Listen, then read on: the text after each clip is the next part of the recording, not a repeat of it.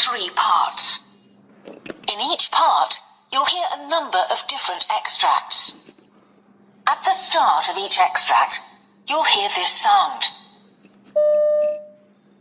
You'll have time to read the questions before you hear each extract. And you'll hear each extract once only. Complete your answers as you listen. At the end of the test, you'll have 2 minutes to check your answers.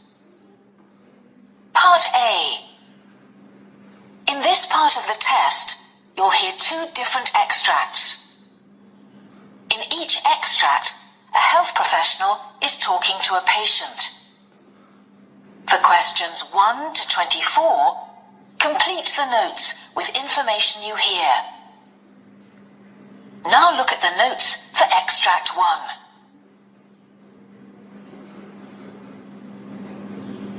Extract 1. Questions 1 to 12. You hear a knee specialist talking to a new patient called Jason Riley. For questions 1 to 12, complete the notes with a word or short phrase. You now have 30 seconds to look at the notes.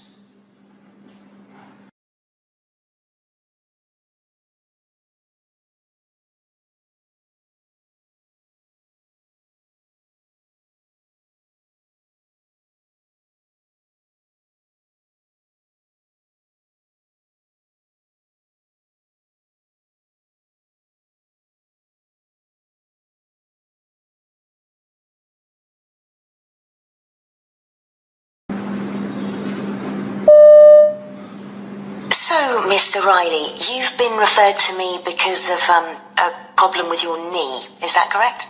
Yes, it's my right knee. It's very painful. Okay, I've got some information here from your GP who's treated you for bursitis, but can you tell me about how this developed and what's happened so far? Well, about 2 years ago now, my knee, this knee, swelled up and was really big. It didn't hurt, and it just looked really strange. I'd been on a week's golf holiday in Portugal, and the knee was a bit dodgy all the time I was there. Well, when I got home and the wife saw it, she sent me off to the GP straight away, who said that it was what people used to call housemaid's knee. That caused a few laughs at home, I can tell you. Then I remembered that my mum used to get that in her shoulder. It's really called bursitis, isn't it? Yes. But he said not to worry, to rest up a bit and wait and see if it went away. And it did in a few weeks. Right. So I was okay for a while. Then about a year ago I got a new job. I used to be a painter and decorator, but I retrained as a carpet fitter. So I'm on my knees quite a bit. Goes with the job. And after a while, this must be about 6 months ago, the knee swelled up again. It looked really red this time, and I had a sort of dull pain as well that got worse. Okay. Also, I felt slightly shivery and feverish. The GP said I probably had an infection and gave me some antibiotics for 10 days or so. That seemed to do the trick, and I felt much better, but the knee was still a bit swollen, and it ached sometimes. Did you try painkillers? Oh yeah, after a bit, the doctor suggested ibuprofen, but that always seems to give me a tummy upset, so I stuck to paracetamol. I'm still using them on and off. At work, they put me on to doing things that didn't need a lot of kneeling when I first went back, but only temporarily. And I put ice packs on my knee to bring down the swelling as often as I could, every few hours. I tried to take breaks too. Oh, and my GP suggested some exercises to protect the knee, lying down on my back and raising the leg. Yes. Which seems to reduce the aching. In bed, I made sure I slept with a pillow under it to keep it a bit higher up too. Was your knee still swollen? Yeah, it was. So then the doctor drained off some of the fluid by sticking in a needle. I remember he said he got 20 millilitres out. Right. After that, he suggested that I try some supports in my shoes. I couldn't really see the point of that, but apparently it's to do with your arches, which I guess does affect your knees. Yes. Also, he told me to make sure that I have plenty of padding on my knees when I'm at work, and I've been doing that. Good. He told me that I should think about losing a good few kilos as well, but I like my food, as you can see, and I haven't made any progress with that so far. But things weren't getting better, so then he started giving me cortisone injections. I've had 3 of those so far. And what effect did they have? They really helped. Much less swelling, and the pain's better too. But that's the problem. He now says that with those sorts of drugs, you can't have more than 3 of them in the same knee in a year. I'm up to the limit, and it keeps coming back, so really I'm hoping you'll be able to come up with something better. Okay. Well, let's have a look, shall we? If you can...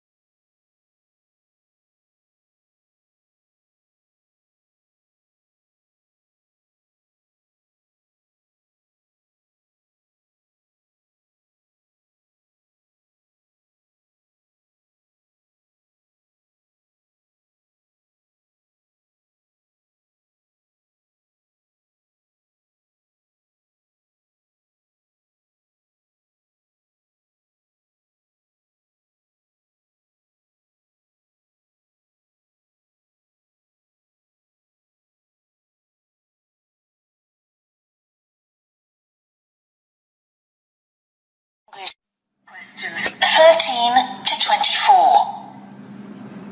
You hear a neurologist talking to a new patient called Sylvia Gunn.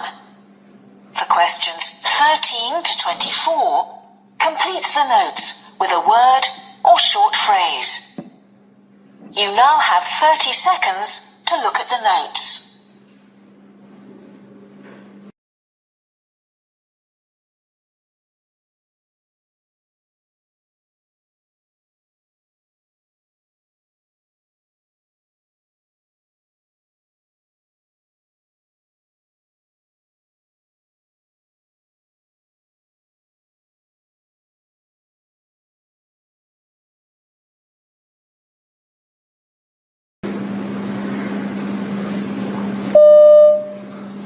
Hello, Mrs. Gunn. You've been referred to me because of some pain in your face. Now, I've got some notes from your GP, but perhaps you can tell me in your own words about the pain, when it started, and what's happened since? Well, it began about 3 years back. Out of the blue, I got this terrible shooting pain in a back tooth. I've never felt anything like it before in my life. See, it was a tooth I'd had a nasty abscess on a few years before, and I assumed that it had got infected again. Anyway, I went off to the dentist as soon as I could get an appointment. So he did some x-rays, but he couldn't find anything wrong, which was very strange. Was the pain continuous, and did anything in particular trigger it? It came and went, and it lasted just a minute or so each time, but it really got bad when I brushed my teeth. I always use an electric toothbrush. They're so much better than the usual sort, but I didn't like that one little bit. I even tried to persuade the dentist to whip the tooth out there and then, because I was so sure that that was the problem. But he told me he was pretty sure there was nothing wrong with my teeth at all, and I ought to see my GP. And your GP has diagnosed trigeminal neuralgia. Well, first of all, the GP told me to try painkillers. That was to exclude things like a migraine, I think, but the pills, they didn't have any effect at all. So then he sent me off for a CT scan, because he said it might be a very bad case of sinusitis. I'd had that before when I was a teenager.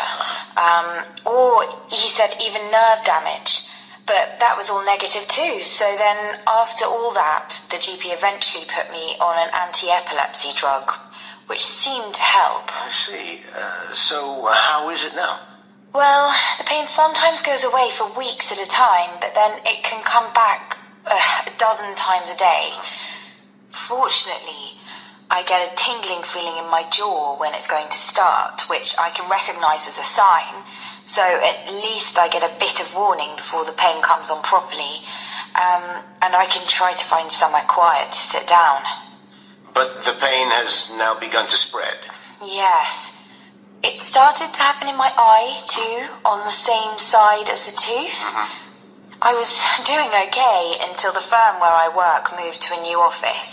It's a lovely new building, and everything was fine at first until about 3 months ago when the weather started to improve and they turned up the air conditioning because lots of people were complaining about being too hot. That's when I started getting pains in the eye, and I'm pretty sure it's connected. But the system's the same all over the building, and it's not as if I'm sitting in a draft, so there's not much I can do about it. I've tried wearing glasses all the time, and that seemed to help a bit, at least at the beginning. And these pains in the eye, tell me how long they last and how often you get them. It's getting worse and worse.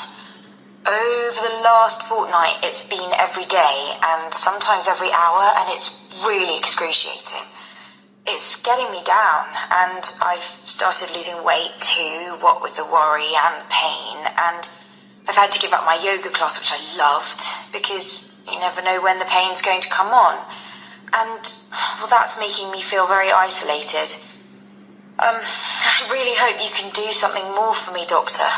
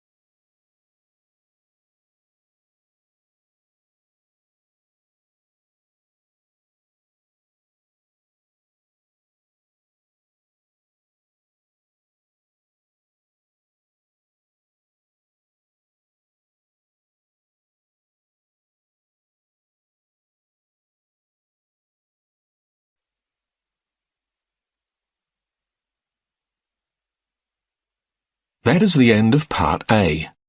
Now look at Part B. Part B. In this part of the test, you'll hear 6 different extracts. In each extract, you'll hear people talking in a different healthcare setting. For questions 25 to 30, choose the answer A, B, or C, which fits best according to what you hear. You'll have time to read each question before you listen.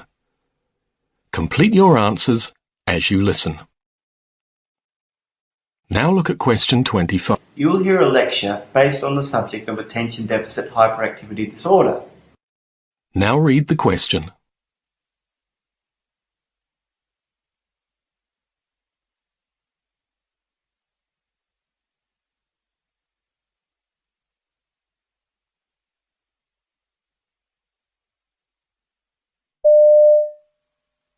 What are the symptoms of ADHD? Most kids could be described at some point as inattentive, impulsive, or hyperactive. Explanations for this behaviour vary widely, ranging from the child being overtired to overexcited. However, when such behaviour lasts for significant periods of time, and when it interferes with life at school and at home, the explanation may be due to a condition such as attention deficit hyperactivity disorder, or ADHD. Some studies suggest that about 2% of primary school-aged children have ADHD, while others have suggested that almost 18% have ADHD. However, the majority of researchers put the figure at between 5% and 10%. Question 26. Test, you will hear a talk based on an essay published by the Public Library of Open Science on the topic of seasonal hunger. Now read the question.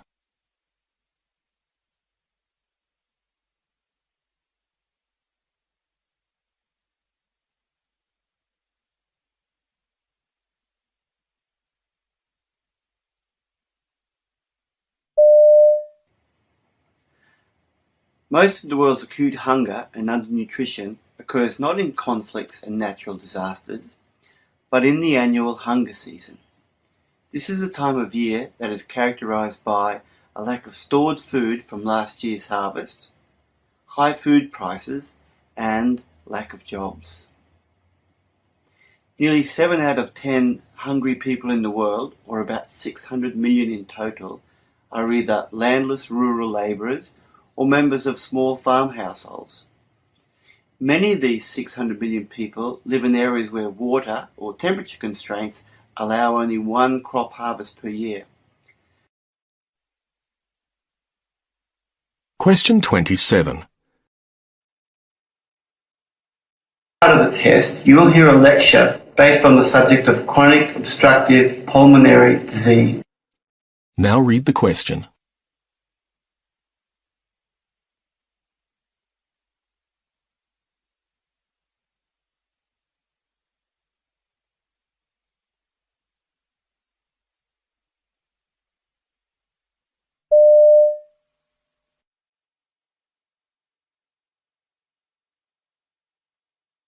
Chronic obstructive pulmonary disease, COPD, is a growing global epidemic that is significant in both developed and developing countries. Morbidity and mortality from COPD will rise as populations age. Furthermore, as the mortality from cardiovascular and infectious diseases falls, the occurrence of COPD will become more common in society. This is supported by the current trend, which indicates that more people are dying from COPD each year. In addition, COPD is associated with several other diseases such as osteoporosis, diabetes, glaucoma, and sleep disorders. Question 28. Dr. Brian Fleming interviewing a parent of a child presenting today. Now read the question.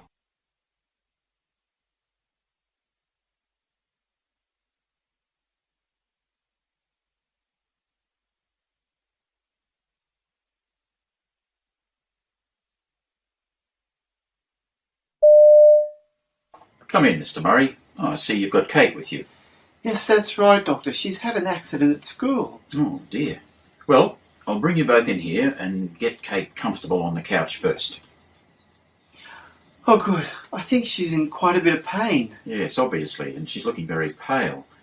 Now, can you tell me what happened? Well, she had a fall at school, actually. It was in her gymnastics class, and I don't know, I think she landed awkwardly in one of the practice exercises. And how long ago was that? Well, the school called me to pick her up, and I came straight here, so about an hour ago, I think.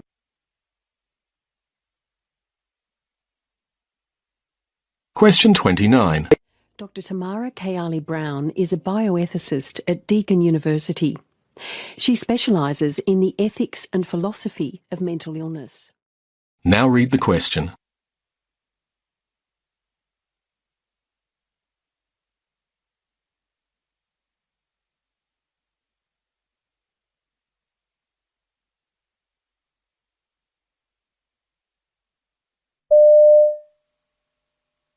Okay.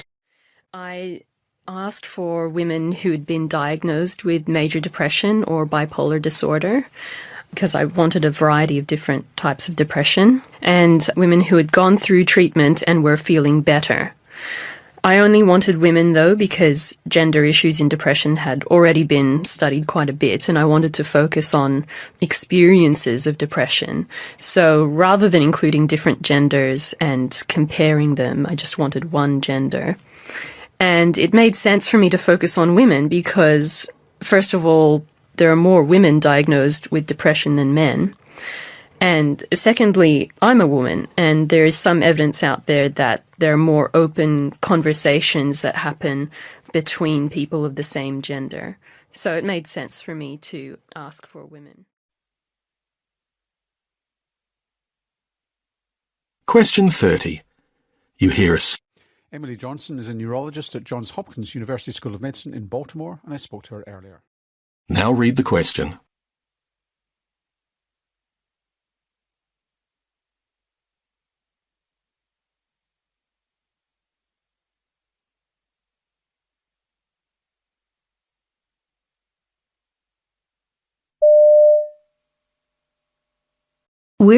I think most people are surprised to hear that. We often think of epilepsy as being a childhood disease, and it is common in children. Then the incidence kind of tapers off in adulthood and in midlife. But then by the 60s and especially by the 70s and 80s, the incidence of new cases of epilepsy is actually higher than it is in children. So a lot of people are surprised to hear this. What kind of epilepsy is it? Because there's various kinds of epilepsy. You can get major seizures, you can get what's called petit mal or absence, behavioural things that happen. Is it stock standard epilepsy where you drop down and convulse? Great question. It doesn't necessarily have to be, although that can certainly happen. But then the other type is called focal epilepsy, and that is the type that starts in one part of the brain and then can spread to other parts.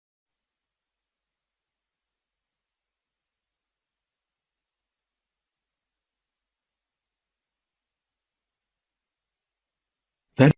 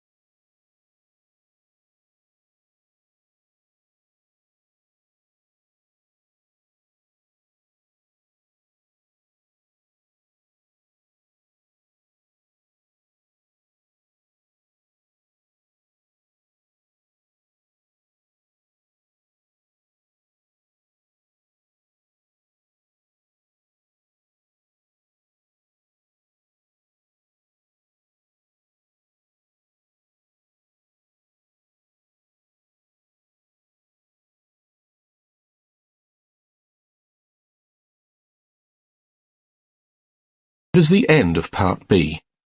Now look at Part C. Part C. In this part of the test, you'll hear two different extracts. In each extract, you'll hear health professionals talking about aspects of their work. For questions 31 to 42, choose the answer A, B, or C, which fits best according to what you hear. Complete your answers as you listen. Now look at Extract 1. Extract 1, questions 31 to 36. You'll hear a lecture based on the subject of asbestos. You now have 90 seconds to read questions 31 to 36.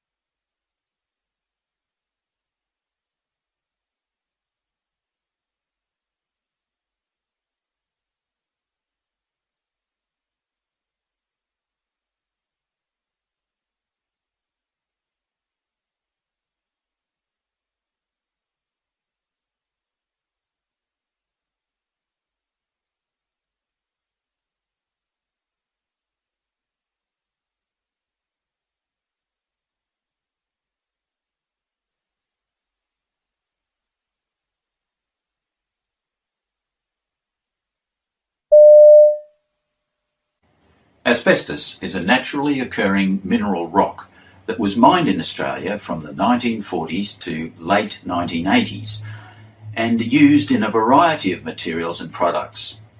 Unlike other rocks made up of small particles, asbestos is made up of fibres so thin that they can be invisible to the unaided eye. If asbestos materials or products are disturbed, these fibres can be released into the air and remain for extended periods of time, where they can be inhaled to the deepest parts of the lungs. Asbestos is a group of naturally occurring silicate minerals that are made up of fine fibrous crystals. 3 of these are chrysotile, blue asbestos, amosite, brown asbestos, and chrysotile, white asbestos. Asbestos was a desired resource for many companies because it is also relatively cheap to mine and process. Unfortunately, however, asbestos is also a highly toxic, insidious and environmentally persistent material that has killed thousands of Australians and will kill thousands more this century. Australia and the UK have the highest rates of asbestos-related death in the world. This is understood to be because of the amount of asbestos used in these countries and the relatively high proportion used of the most dangerous types, brown and blue. Asbestos was considered a valuable product due to its resistance to fire, moisture, chemicals and heat, and also its suitability as an insulation material. However, due to such devastating diseases in people, a national ban on asbestos came into effect on the 31st of December 2003. People may be exposed to asbestos in their workplace, their communities, or in their homes. If products containing asbestos are disturbed, tiny asbestos fibres are released into the air. When asbestos fibres are breathed in, they may get trapped in the lungs and remain there for a long time. Over time, these fibres can accumulate and cause scarring and inflammation. As a result, breathing can be affected, which leads to a serious health problem. Research has shown that there are several factors which can help to determine how asbestos exposure affects an individual, including dose, which means how much asbestos an individual was exposed to, duration, how long an individual was exposed, size, shape and chemical makeup of the asbestos fibres, source of the exposure, and individual risk factors such as smoking and pre-existing lung disease. The inhalation of asbestos fibres may lead to a number of respiratory diseases, including lung cancer, asbestosis, pleural plaques, benign pleural effusion, and malignant mesothelioma. Although exposure is now strictly regulated, patients continue to present with these diseases because of the long interval between exposure to asbestos and the clinical appearance of disease.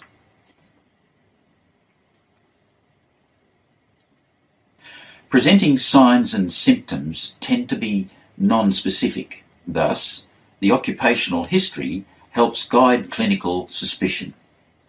People particularly at risk are those who have worked in the mining of asbestos, especially blue asbestos. Other at-risk jobs include shipbuilders, insulation workers, fitters, carpenters and electricians. Immediate family members of workers are also at risk due to washing clothes which may have been contaminated with asbestos fibres, even though the amount of exposure is very small.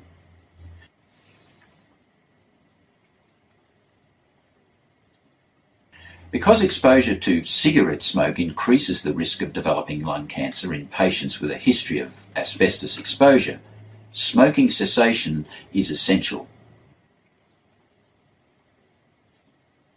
Patients with asbestosis or lung cancer should also receive influenza and pneumococcal vaccinations.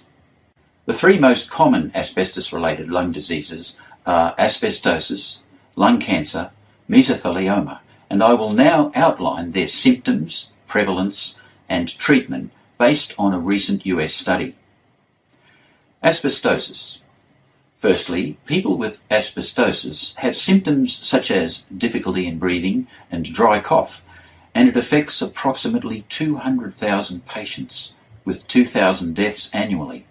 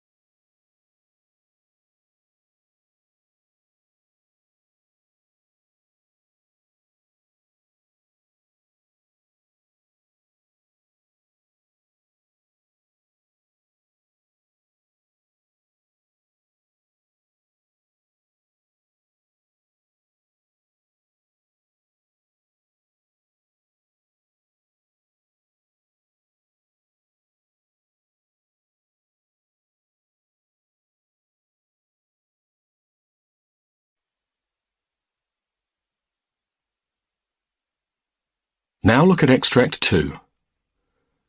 Extract 2, questions 37 to 42. In this part of the test, you will hear a lecture based on the subject of anaphylaxis. You now have 90 seconds to read questions 37 to 42.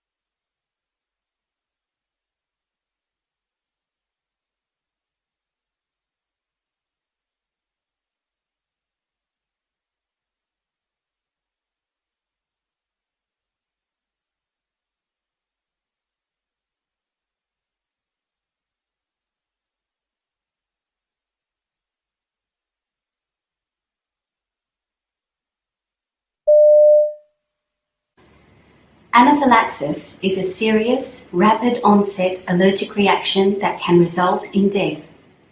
Severe anaphylaxis affects the whole body and is characterized by life-threatening upper airway obstruction, breathing difficulties, rash, edema, and in some cases, hypotension leading to shock.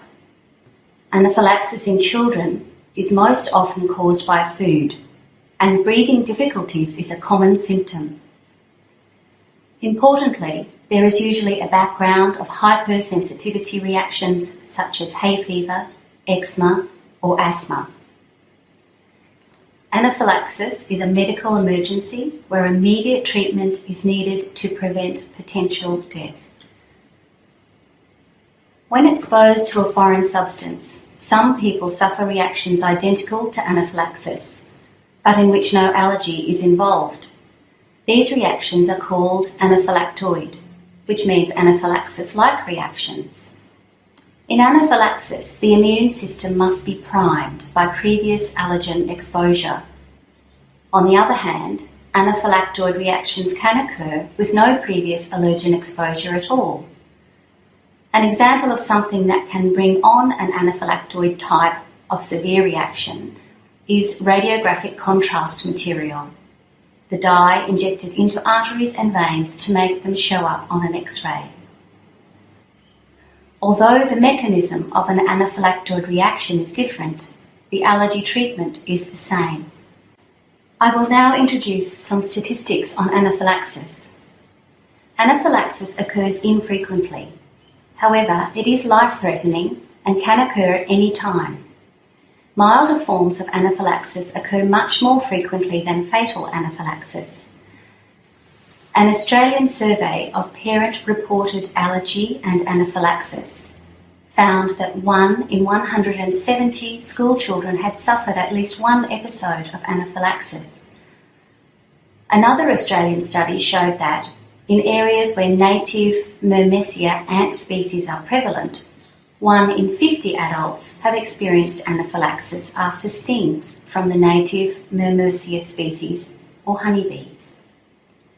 However, deaths from anaphylaxis are uncommon and estimated to occur at a rate of 1 per 3 million population per year. In areas where sting allergy is common, the death rate may be higher than this.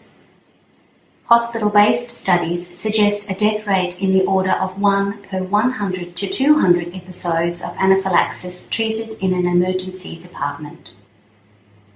There is some evidence that the incidence of food allergy and anaphylaxis, like that of allergic rhinitis and atopic dermatitis, may be increasing. The likelihood of an individual having anaphylaxis is influenced by the following points: age, gender, atopy, the genetic tendency to develop classic allergic diseases, source of exposure, prior history of any type of allergic reaction.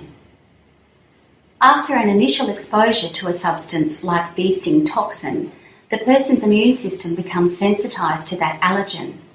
On a subsequent exposure, an allergic reaction occurs.